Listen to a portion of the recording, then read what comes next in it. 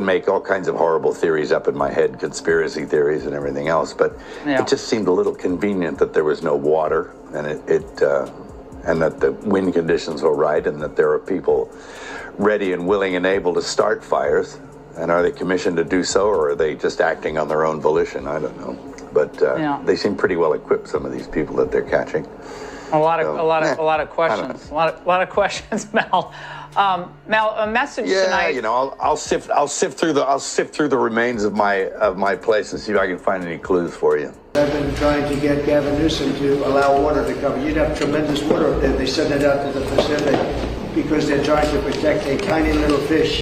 You know, people are literally fleeing. People have lost their lives.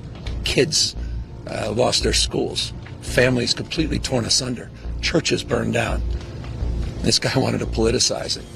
I have a lot of thoughts, and I know what I want to say. I won't. Mel Gibson has just unleashed another fiery blow at Gavin Newsom in their ongoing explosive feud. And this one is as vicious as it is entertaining. These two have been locked in a public war of words ever since last year's devastating California wildfires. And there's absolutely no sign of peace in sight. Gibson, whose Pacific Palisades mansion was reduced to smoldering rubble, is now passionately urging Californians to kick Newsom out and replace him with a governor who actually knows how to lead. His scathing remarks have sent shockwaves across social media, igniting some of the wildest, most unhinged reactions we've ever seen from Newsom yet. And yes, every fiery clip and meltdown is right here waiting, so get ready, because things are about to heat up fast.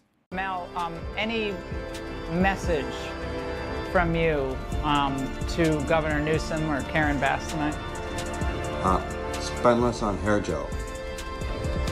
Short, sharp, and absolutely savage, California's governor seems more devoted to his perfectly gelled hair than to the very people he's meant to serve. And that infuriates Mel Gibson to no end. Newsom's obsession with his image is so extreme you'd struggle to find a single photo where that glossy, slicked back mane isn't gleaming like a Hollywood billboard. Meanwhile, his state is crumbling under chaos. Sky-high taxes, endless red tape, riots in the streets, soaring homelessness, and cities drowning in filth and frustration. Yet does Newsom care? Not even close. He's too busy admiring his reflection in the mirror while Californians suffer around him. California Governor Gavin Newsom is now calling his city's homeless encampments unacceptable, which is odd since he's the guy who, made them acceptable. Turning sidewalks into red carpet events for drug addicts, thieves, and unemployed CNN anchors. Mel Gibson and Greg Gutfeld didn't pull any punches. They absolutely tore into Gavin Newsom for shoving California down a dark hole with his reckless so-called woke policies. They accused him of not just tolerating homelessness, but practically nurturing it like a political pet project. Instead of cleaning up encampments or offering genuine help for recovery, Newsom doubled down and built more tents right in the heart of the chaos, turning neighborhoods into scenes of pure devastation. The result was catastrophic. Streets littered with trash, needles, and despair, transforming once beautiful cities into grim, open-air slums. Under Newsom's leadership, California's sparkle has turned to soot, and just weeks ago, even Trump couldn't resist firing shots at his failed leadership. I've been trying to get Gavin Newsom to allow water to come. You'd have tremendous water up there. They send it out to the Pacific because they're trying to protect a tiny little fish. You know, people are literally fleeing. People have lost their lives. Kids lost their schools. Families completely torn asunder. Churches burned down. This guy wanted to politicize it. I have a lot of thoughts, and I know what I want to say. I won't. How on earth is what President Trump said considered political? It wasn't some partisan jab. It was a raw and undeniable truth. Gavin Newsom is officially on record for greenlighting the destruction of a dam that could have helped contain or even stop the catastrophic Palisades fire. And for what reason? To protect a single endangered fish and score brownie points with a handful of local indigenous groups. That's not leadership, it's recklessness dressed up as fake environmental heroism. That dam could have provided vital water reserves for firefighters, saving homes, wildlife, and countless lives. Instead, Newsom chose to chase headlines and optics over genuine action, prioritizing image over integrity, signaling over safety, and now Californians are paying a devastating price for his disastrous decisions. can make all kinds of horrible theories up in my head, conspiracy theories and everything else, but it just seemed a little convenient that there was no water, and and that the wind conditions were right, and that there are people ready and willing and able to start fires. And are they commissioned to do so, or are they just acting on their own volition? I don't know, but they seem pretty well equipped, some of these people that they're catching. A lot of questions. A lot of questions, Mel. Mel, a message tonight. Yeah, you know, I'll sift through the remains of my place and see if I can find any clues for you. Now this is where everything explodes into high drama. Investigations have uncovered that several of the Pacific Palisades fires may have been sparked by local teens, and possibly a few transient campers. But what really stunned everyone was what police discovered during their arrests. Among the confiscated items were fire accelerants, protective gear, and crude ignition devices that no ordinary camper or mischievous kid would ever have. The evidence painted a chilling picture. It all looked disturbingly calculated, almost as if these individuals had been instructed or even paid to ignite the flames. That's when Mel Gibson's suspicions went into overdrive. He's not giving Newsom the benefit of the doubt for a second, believing this could be yet another act of political theater. Crisis carefully crafted for control, manipulation, and federal funding. To Gibson, it's a dark pattern repeating again and again, where disaster conveniently becomes a tool for power. Welcome to a new segment called Gavin's Hands. He keeps his hands in motion and his hair full of lotion. True, Gavin's views may be idiotic, but his hands moves, well, they're hypnotic. California Governor Newsom's new podcast is out. It's available wherever fine hair care products are sold. The saddest twist in this entire spectacle is Gavin Newsom's latest vanity move, launching his very own podcast, and it's every bit as pretentious as it sounds. He claims it's a space for meaningful conversations with people who disagree with him or those he supposedly admires. But come on, we all know the truth. This isn't about dialogue. It's a meticulously crafted publicity stunt meant to polish his image, test public reactions, and quietly lay the groundwork for a future presidential bid. Everything from the guest list to the questions will be handpicked, soft, and sanitized to keep his narrative pristine. This podcast isn't for connection, it's for coronation. Every word, every episode, every carefully lit frame screams ambition, not authenticity. It's political theater disguised as deep thinking, and Mel Gibson sees right through it. Ponders why Dems lost. We lost the popular vote and we lost the electoral vote. We got crushed.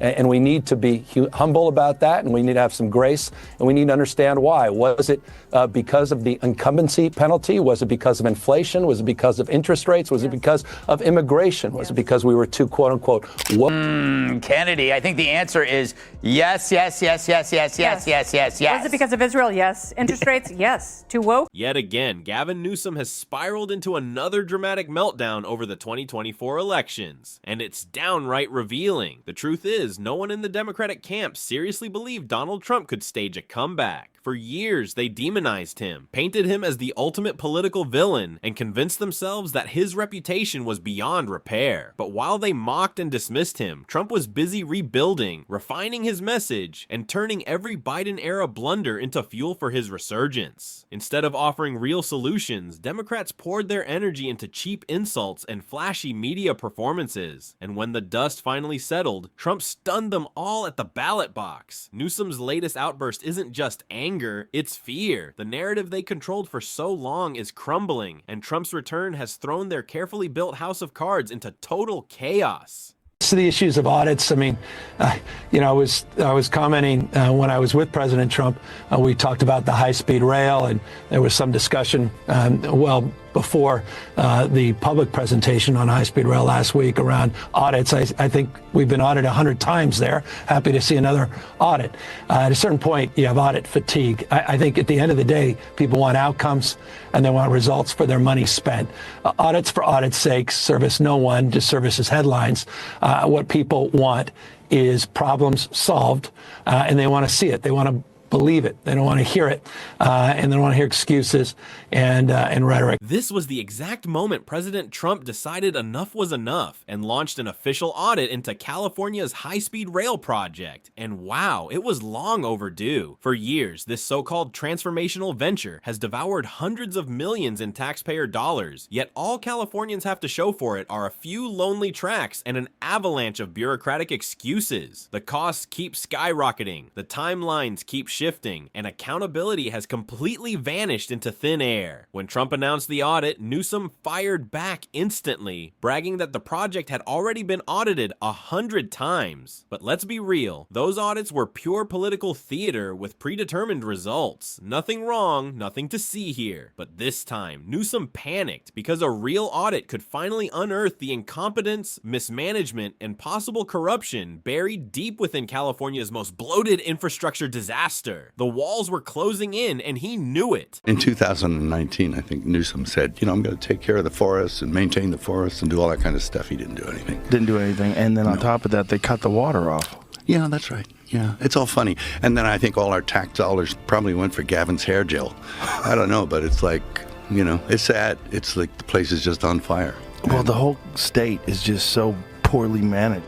Joe Rogan, once a proud California resident, jumped into the debate, and he didn't hold back for a second. He openly mourned how the Golden State, once brimming with opportunity, innovation, and creative freedom, had spiraled into chaos under Gavin Newsom's leadership. In Rogan's own words, California had become practically unlivable. He pointed to the suffocating cost of living, endless overregulation, and the toxic wave of cancel culture as the main forces driving him out. The state that once inspired dreamers had turned into a place of censorship, fear, and frustration. Rogan, who once thrived in Los Angeles, now uses his platform to expose just how far the state has fallen. And his story isn't unique. He didn't just flee for tax reasons. He left because creativity was being smothered, freedoms were vanishing, and the culture had decayed beyond recognition. Thousands of others have followed suit, voting with their feet and escaping the California collapse. Gavin Newsom and Karen Bass have already proven their incompetence and poor leadership during the Los Angeles wildfires.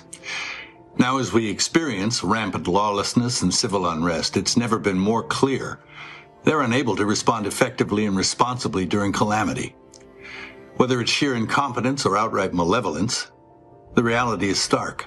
California's in a state of turmoil, and I ask my fellow Angelenos, why are Gavin Newsom and Karen Bass still in office? Gavin Newsom and Los Angeles Mayor Karen Bass have officially worn out their welcome. It's crystal clear they've run out of anything meaningful to offer the people of California. Under their leadership, the state has plunged deeper into crisis, drowning in homelessness, crime, inflation, and bloated bureaucracy. Once vibrant cities now look like war zones, with sidewalks lined with tents, businesses shuttering, and working families fleeing in frustration. The so-called progressive policies they brag about have achieved little beyond flashy headlines and hollow promises. Meanwhile, Mel Gibson, a lifelong Californian, has reached his breaking point, and he's far from alone. A growing wave of furious residents are demanding accountability, sick of being ignored while politicians chase photo ops and media approval. Californians aren't just tired anymore, they're furious, and that fury is morphing into a full-blown movement for real leadership, not polished puppets. The people are ready for change, and this time, they mean it. Now, I understand you offered Gavin Newsom help in handling his unrest. I understand that didn't go over too well. Yeah, they accused us of trying to, quote, escalate.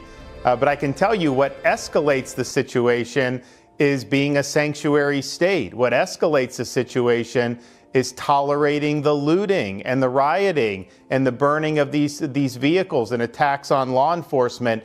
And we do it just the opposite in Florida. When the 2020 riots were happening in Minneapolis, California, all these other places, we didn't let that happen in Florida. But we also recognize, this is what the left does. So we did landmark anti-rioting legislation. Now, this is how a state should be run. Governor Ron DeSantis has laid out a bold, unapologetic blueprint for real leadership, something Gavin Newsom could desperately learn from. DeSantis enforced strong anti-riot laws, proving that lawlessness would never be tolerated under his watch. He prioritized public safety by deploying officers swiftly and decisively, stopping chaos before it could spiral. Florida stayed calm and orderly because its leadership acted with courage, clarity, and conviction. Meanwhile, back in California, Newsom has caved to soft-on-crime policies, hesitated to back law enforcement, and pandered to political optics instead of protecting his citizens. The contrast couldn't be starker. Florida stood strong while California burned in confusion. DeSantis' model isn't about politics, it's about results, discipline, and safety. If Newsom truly cared about Californians, he'd drop the performance and follow proven strategies that restore order and rebuild trust. And that wraps up today's story. If you enjoyed it, hit that like button and subscribe for more shocking updates, because this saga is far from over.